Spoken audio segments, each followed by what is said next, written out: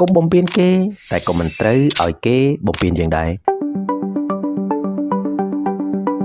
វាជារឿងដែលល្អបំផុតព្រោះយើងជាមនុស្សដែលមិនបំពេញអ្នកដទៃ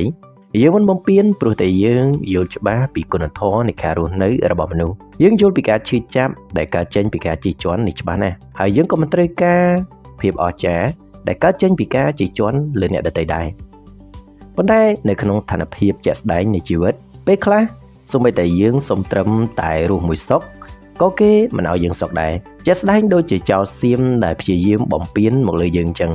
ដូច្នេះបើយើងចង់បានសេចក្តីសុខនៅក្នុងការរស់នៅពិតប្រាកដនោះគ្រាន់តែមិនបំពានគេគឺមិនគ្រប់គ្រាន់នោះទេតែយើងត្រូវតែមានសមត្ថភាពក្នុងការការពារខ្លួនមិនឲ្យគេបំពានមកលើយើងបានដូចគ្នានោះទើបយើងអាចរស់នៅដោយសេចក្តីសុខយ៉ាងពិតប្រាកដបានដើម្បីចំណេញពេលវេលាឥឡូវយើងទៅស្ដាប់អំពីចិត្តសាស្ត្រទាំង33ឃ្លាដែលនឹងបង្ហាញមាគ៌ាមិនឲ្យគេមកបំពានយើងបានដោយងាយៗនោះឡើយ